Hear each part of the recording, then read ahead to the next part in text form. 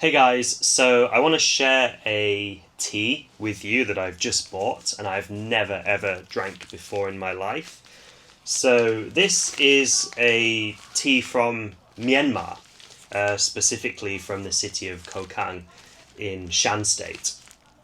Uh, this is a tea that, to the best of my knowledge, would be pretty much impossible to drink in the West because much of Myanmar is under international sanctions, in particular this region, because it's basically uh, one of the biggest meth producing regions in the entire world. It's right in the Golden Triangle.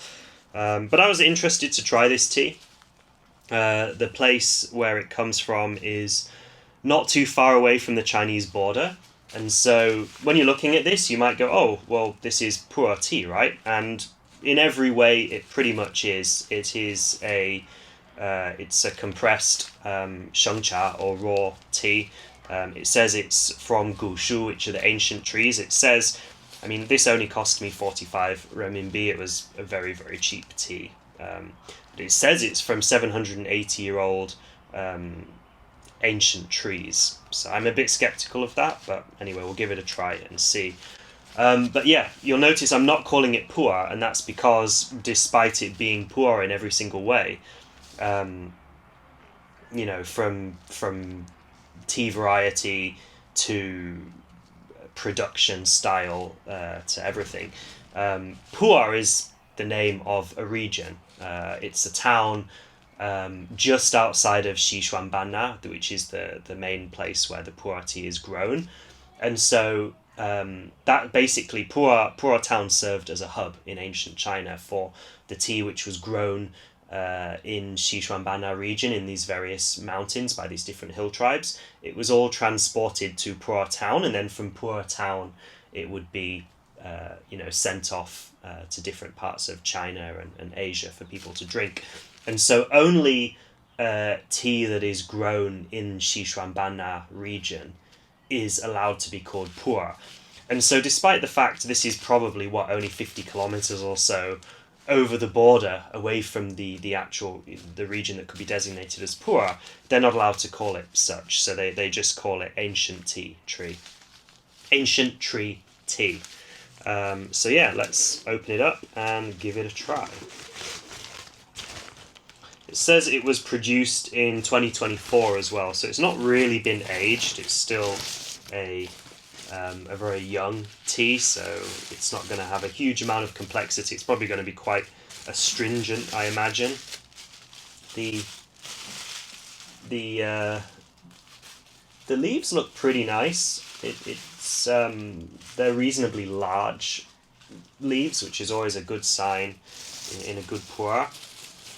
But again, as I say, this was only 45 renminbi, so it's vastly cheaper than most of the Pu-erhs that I'm used to drinking.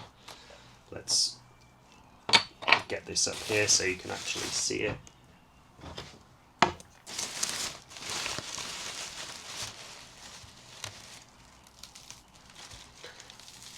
It's quite brittle as well. I think I can still break it with my hand. Yeah, let's try and... I don't even need to use the Pu-erh knife.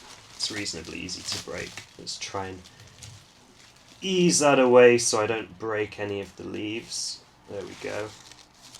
And there's some quite nice, quite whole, quite large leaves in there, so that's quite good. I think this is going to be enough. I think this is going to be more than enough to try. Let's break that apart a little bit. Yeah, look at those leaves. A lot of them are quite nice.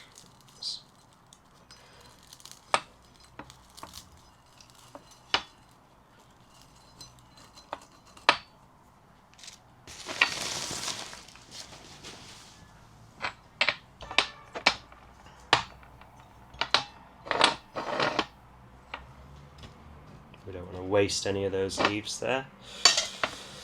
Okay, now is the moment of truth. Let's give it a rinse.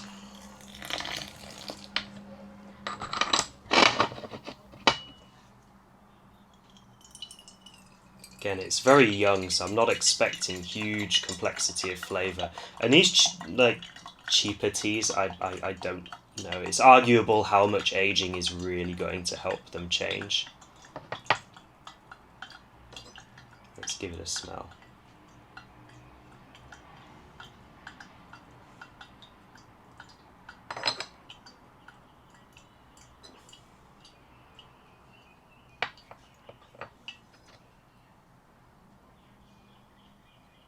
I mean, it definitely doesn't have that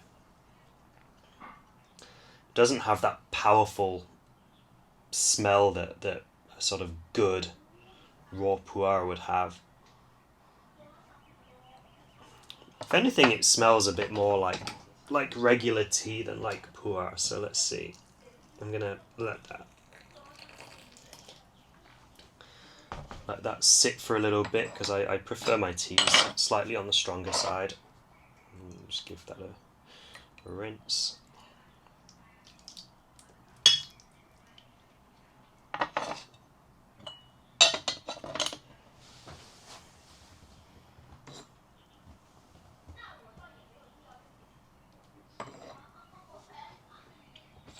Yeah, the leaves are looking very, very green, which I suppose is just a case of it being a young raw Pu-erh. I haven't drank young Pu-erh for a very long time because most of my Pu-erhs here I've bought years ago and I've sat and I let them sit and age for most of them 10 years. I've got one that's 20 years old. But most of them I just let sit and age, and then I break a bit off every once in a while to compare how it's aging and see how the taste changes. So I'm imagining this is going to be quite astringent.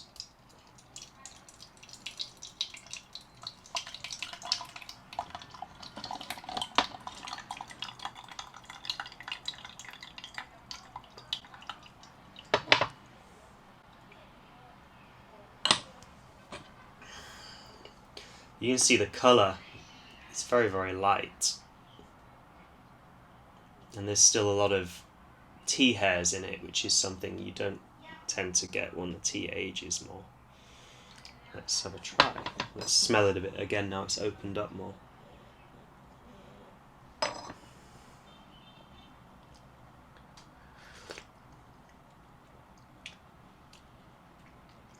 Well, it's better than I thought it was going to be for the price that it is.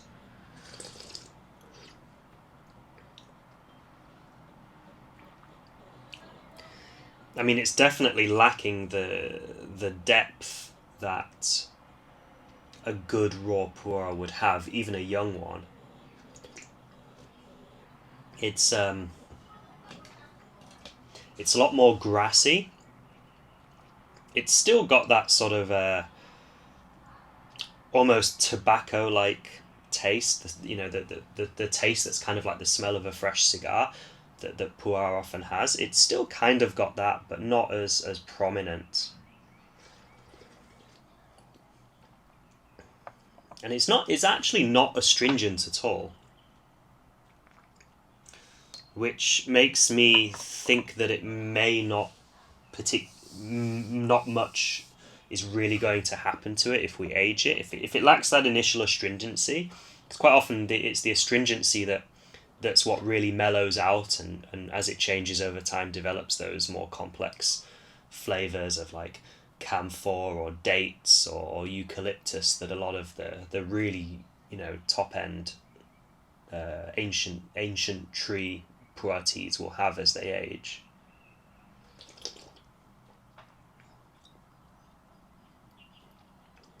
To me, this kind of it feels like it sits somewhere in the middle of a raw Pu-erh and a green tea.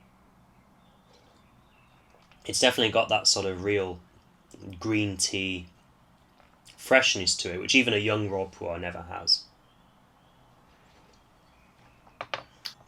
So yeah, it's a pretty interesting tea. Pu-erh that's not allowed to be called Pu-erh from Myanmar, from one of the world's biggest narco states,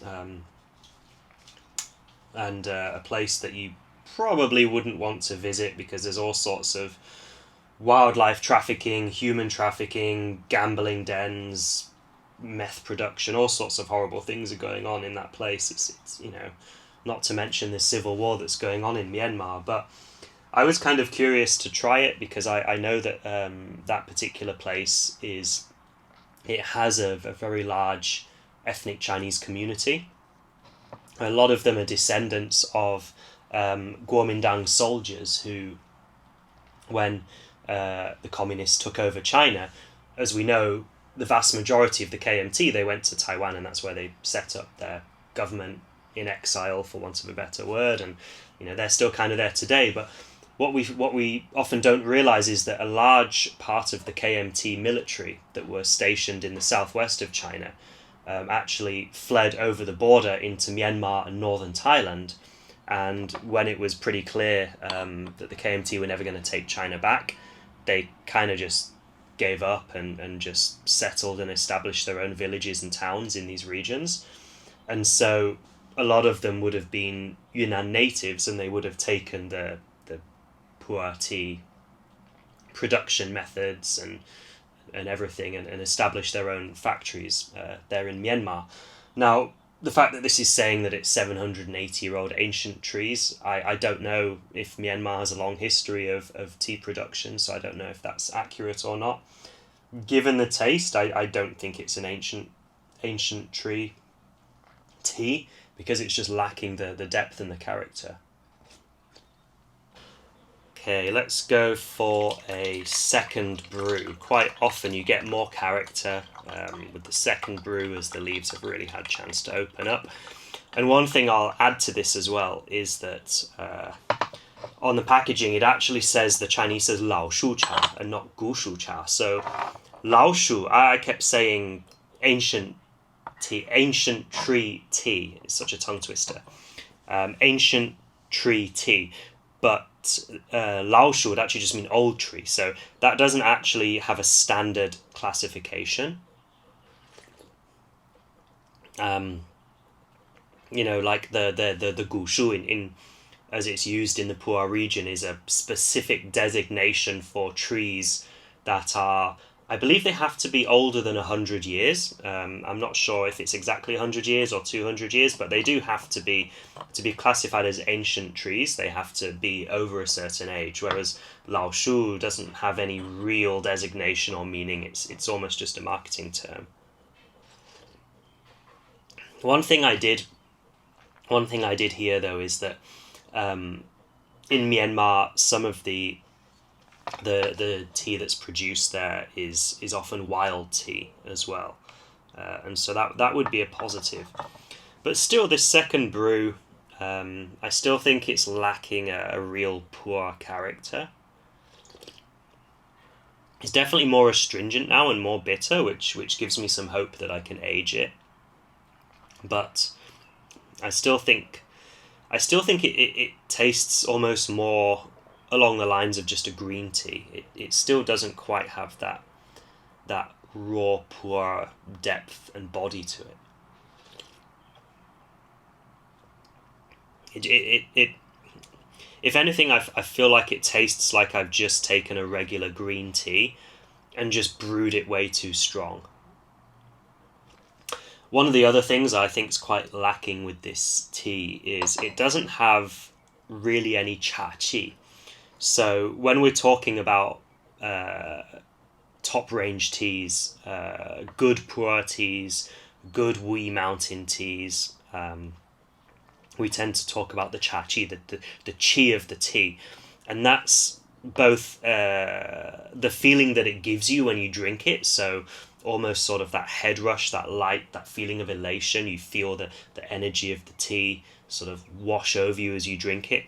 But it's also in the flavor profile, this kind of very bold and round, as I've just described what a good tea would taste like. There's something more than just the flavor profile. There's a sort of a certain feeling, a sort of energy to it, and that's often described as the cha-chi. And I'm feeling like this doesn't really have it. It feels a bit sort of blur. It feels a bit sort of flat. It doesn't feel like much kind of life or body to it. So yeah, I mean 45 renminbi, I think I said it was. Incredibly cheap. An interesting novelty, but definitely not a game changer. And I suppose interesting is something that you would really struggle to find in the West.